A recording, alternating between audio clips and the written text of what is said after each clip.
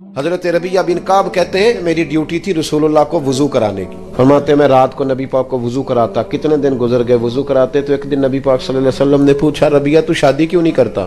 کہتے میں نے کہا یا رسول اللہ میں نہیں چاہتا کہ کوئی کام ایسا کروں جس سے آپ کی خدمت رہ جائے، اور ویسے بھی حضور نہ رنگ روپ ہے، نہ کوئی بڑا قبیلہ ہے، نہ کوئی کاروبار ہے، کون مجھے رشتہ دے گا؟ کہتے ہیں حضور خاموش ہو گئے۔ دوسرے دن پھر وضو کرایا تو نبی پاک علیہ السلام نے فرمایا ربیہ شادی کیوں نہیں کرتے؟ میں نے کہا حضور ایک تو میں خدمت سے نہیں رکنا چاہتا، دوسرا نہ کاروبار، نہ کوئی پیسہ، نہ رنگ روپ، کون رشتہ دے گا؟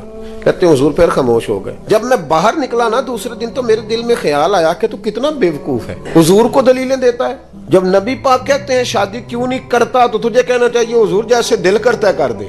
فرماتے ہیں تیسرے دن میں ارادہ کر کے آیا کہ جیسے حضور نے کہنا میں نے ویسے ہی کر لینا ہے۔ کہتے ہیں سارا ہی وضو ہو گیا پر نبی پاک نے پوچھا ہی کوئی نہیں، میں پکا پروگرام بنا کے آیا ہوں پر وضو سارا ہی ہو گیا۔ کہتے ہیں وضو مکمل ہو گیا، میں کھڑا ہوں ہلکا پھلکا قدم اٹھاتا ہوں جانے کے لیے پر دل ہے کہ سوال ہو ہی جائے لیکن کوئی نہیں ہوتا۔ فرماتے ہیں جب میں باہر نکلنے لگا نا دروازے کے قریب پہنچا اللہ کے حبیب نے آواز دی، حضور فرمانے لگے ربیہ شادی کیوں نہیں کرتے؟ میں نے کہا یا رسول اللہ جیسے دل کرتا ہے کر دے۔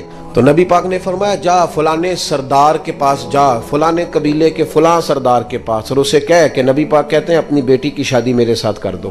حضرت ربیہ بن کعب کہتے ہیں میں گیا، جا کے پیغام دیا، نہ قبیلہ، نہ مال، نہ دولت، نہ حسن، ایک چیز پکی ہے۔ فرماتے میں رسول اللہ کا غلام تھا تو ہر وہ کام کرتا تھا جس کا میرے نبی حکم دیتے تھے، سنت شریعت پر عمل پورا، دینداری پوری، حضور نے دینداری کی بنیاد پر رشتہ بھیجا۔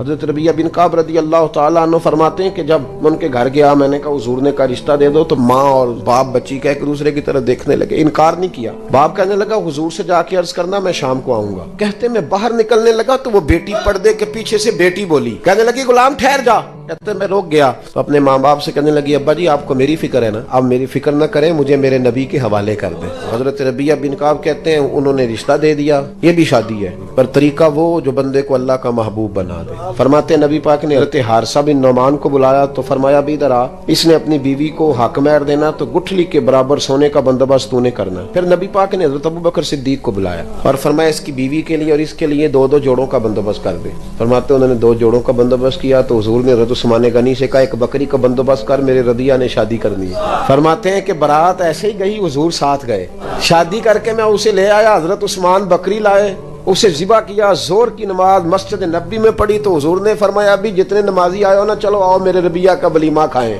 فرماتے ہیں شادی ہو گئی۔ او بھائی سنت اور شریعت تجھے آسان کرتی ہے، تیری تکلیفیں دور کرتی ہے، اذیت میں نہ پڑو، پریشانی میں نہ